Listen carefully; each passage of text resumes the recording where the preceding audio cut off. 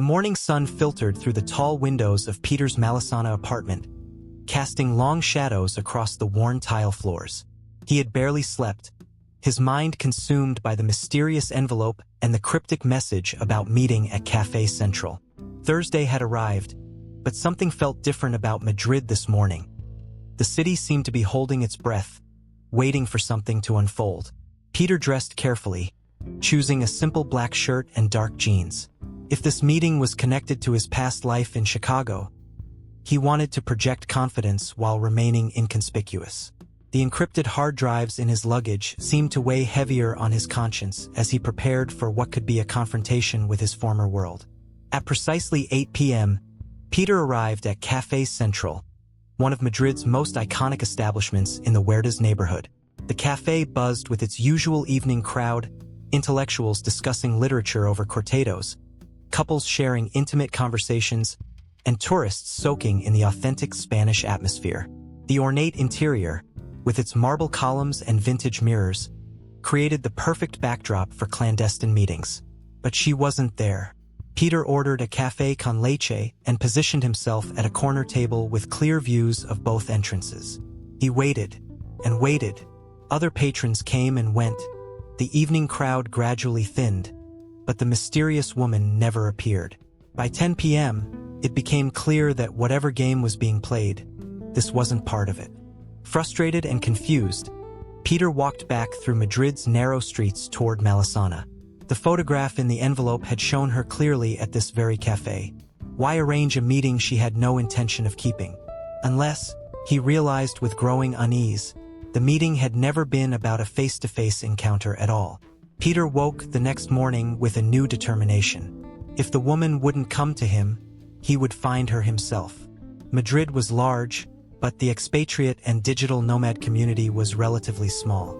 Someone, somewhere, would know something about a mysterious woman who seemed to know more about Peter Matthews than she should.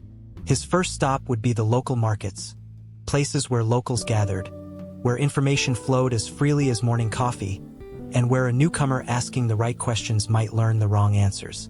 The Mercado de San Ildefonso in Malasaña was already bustling when Peter arrived at 9 a.m.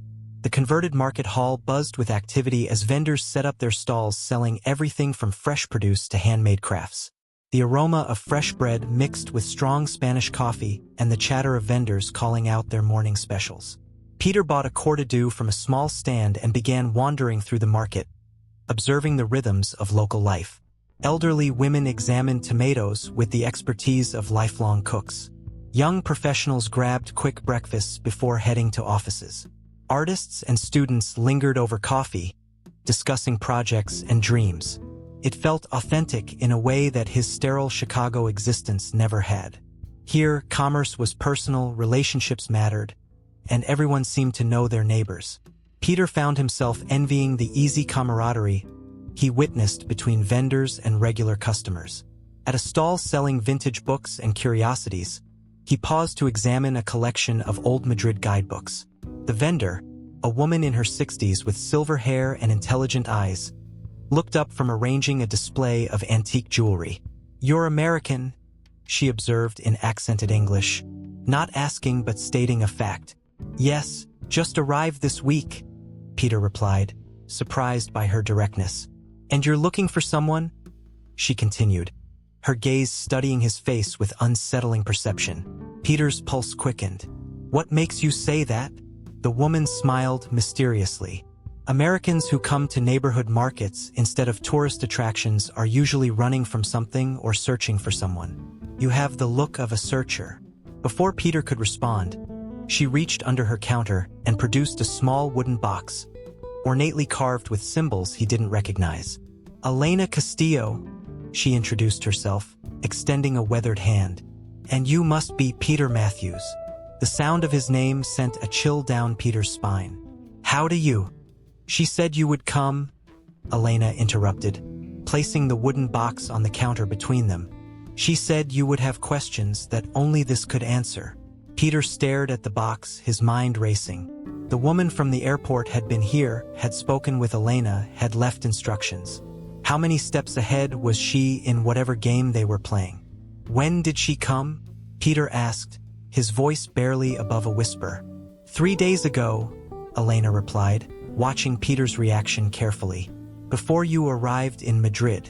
She knew exactly when you would land, where you would stay, and that you would eventually find your way here. The implications were staggering. His movements had been predicted with impossible precision, which meant either his former associates had orchestrated this entire scenario, or something far more complex was unfolding. What did she look like? Peter pressed, though he suspected he already knew the answer. Elena's description matched perfectly: long dark hair, distinctive Latin features, an air of mystery that made her unforgettable. But she added details Peter hadn't noticed in their brief airport encounter. She wore a red veil, Elena said, like something from another era, and she spoke Spanish with an accent I couldn't place. Not quite Mexican, not quite Argentinian. Something older, more historic. Peter reached for the box, but Elena's hand intercepted his. She said to tell you that the past and present are not as separate as you believe, Elena continued, and that your family's history runs deeper through Madrid than you know. My family? Peter's confusion was genuine. His grandparents had immigrated to Chicago from Ireland and Poland. There was no Spanish connection in his family history that he knew of. Open the box at home, Elena advised, releasing his hand. Alone, and be prepared for your understanding of everything to change. Peter paid for the box, though Elena hadn't named a price. As he turned to leave, she called after him. Peter? She also said to tell you that some secrets are kept not to hide the truth, but to protect it until the right moment arrives. Walking back to his apartment, Peter felt the weight of the small wooden box in his hands. Whatever was inside would either provide answers or deepen the mystery further. But one thing was certain: his anonymous escape to Madrid had become anything but anonymous. What do you think is inside this mysterious box? And how could Peter's family possibly be connected to Madrid's history? Share your theories in the comments. We love hearing what you think will happen next. The streets of Malasaña seemed different as Peter walked home. Every face in the crowd could be watching him. Every window could hide observing eyes. The paranoia of his Chicago life was returning. But this felt different, less corporate, more personal, as if the very stones of Madrid held secrets about his identity. Back in his apartment, Peter set the box on his small dining table and stared at it for several minutes before working up the courage to lift the lid. The carved symbols on the surface seemed to shift in the afternoon light streaming through his windows, creating patterns that looked almost like a code. When he finally opened it, Peter's breath caught in his throat. Inside the wooden box lay items that defied explanation. The red veil Elena had mentioned was folded carefully at the bottom, its silk fabric seeming to shimmer with an inner light. Beneath it were several old photographs, their edges yellowed with age. The first photograph showed a man who could have been Peter's twin, standing in front of what appeared to be medieval walls.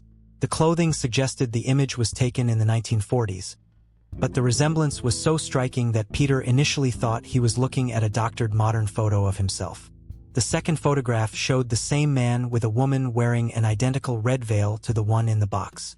They stood together in what Peter recognized as Toledo's famous cathedral, their faces serious, almost ceremonial. But it was the third photograph that stopped Peter's heart entirely. It showed his grandfather, definitely his grandfather, whom he'd known as a child before the old man's death when Peter was 12. But here, his grandfather appeared to be the same age as the man in the other photographs, standing with the same mysterious woman in the same red veil. A handwritten note in faded ink was tucked beneath the photographs. The Matthews family has guarded certain truths for 3 generations. The time has come for Peter to understand his inheritance. Peter's hands shook as he examined a fourth item, an antique key with intricate metalwork and strange symbols that matched those carved on the box. A small tag attached to it bore an address in Toledo.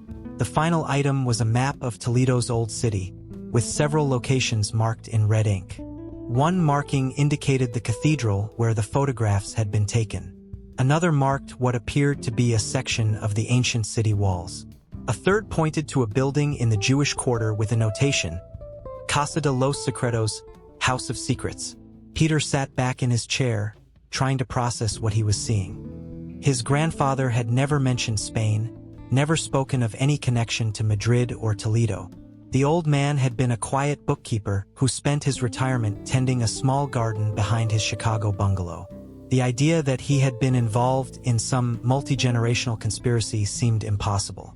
But the photographs didn't lie, and the resemblance between Peter and the unknown man was too strong to be coincidental.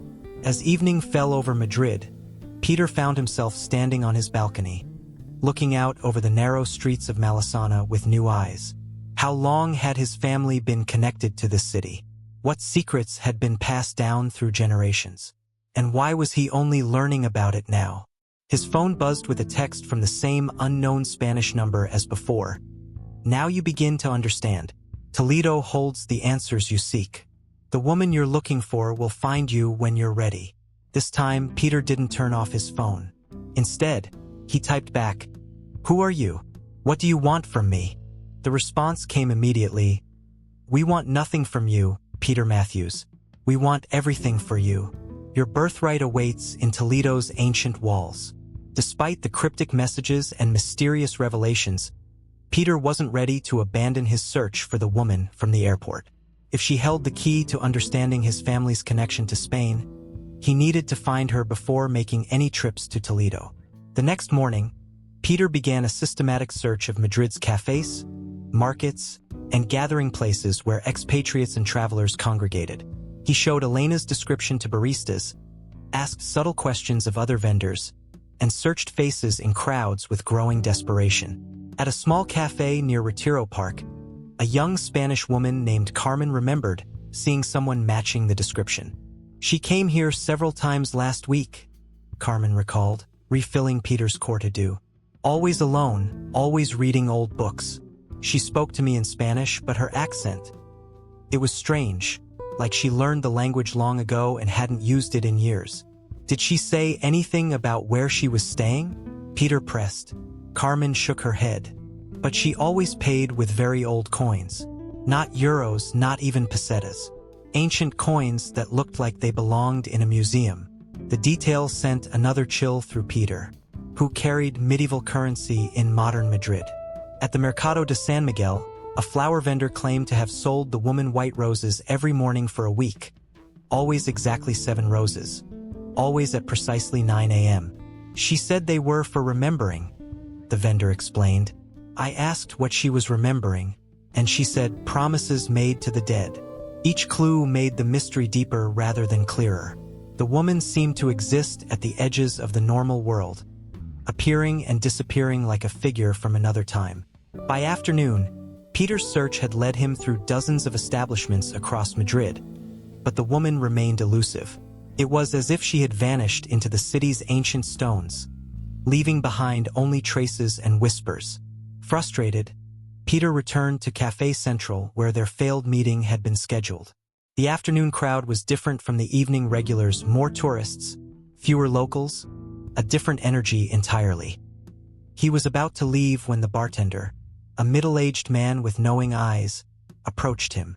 "You're the American who was here last night," he observed, wiping down glasses with practiced efficiency. "Yes," Peter confirmed. "I was meeting someone who didn't show up." The bartender nodded slowly. "She was here, though, just not when you were." Peter's pulse quickened. "When?" "This morning, around 6 a.m., just after we opened. She sat at the same table you chose last night and left this for you." The bartender handed Peter a sealed envelope with his name written in the same elegant handwriting as the first message. Inside was a single sentence. "Some meetings happen across time rather than in it. Toledo will teach you to see differently." That evening, as Peter sat in his apartment studying the photographs and map from the mysterious box, his phone rang. The caller ID showed no number, just unknown. "Hello, Peter." The voice was female, accented, and somehow familiar despite their never having spoken. "You're her," Peter said, not needing to ask. "I am many things," the voice replied cryptically. "But yes, I am the woman you've been seeking.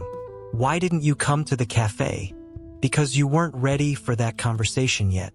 But you're beginning to understand now, aren't you?" The photographs, the key, the map, they're starting to make sense. Peter looked down at the items spread across his table. Nothing makes sense.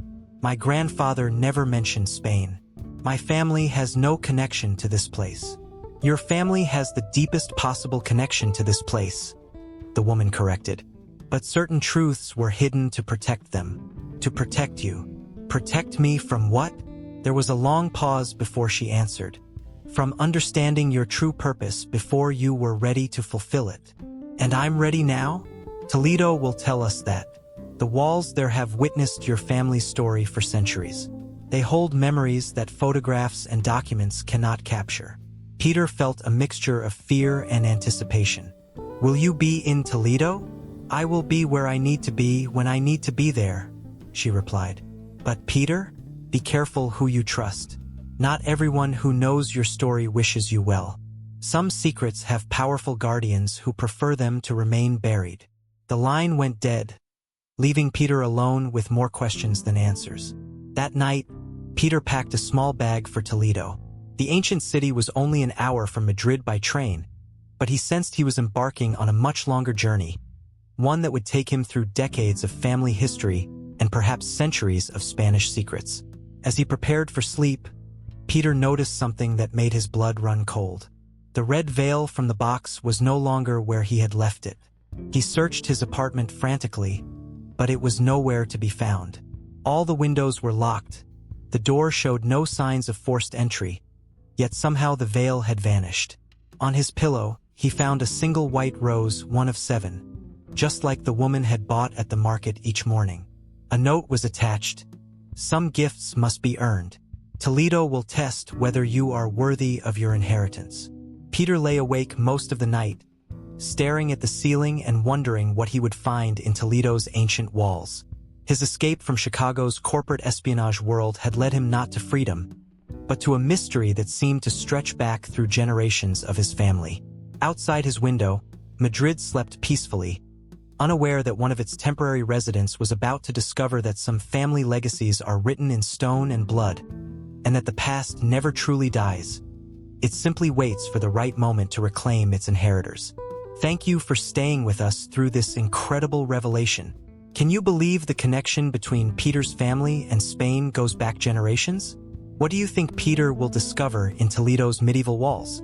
Tomorrow, Peter boards a train to one of Spain's most mysterious cities, where ancient stones hold secrets that will change everything he thought he knew about himself. The woman in the red veil has vanished again, but her promise that Toledo holds the answers suggests Peter's greatest discoveries, and perhaps his greatest dangers, still lie ahead. What do you think Peter's family legacy could be? Medieval treasures? Ancient knowledge?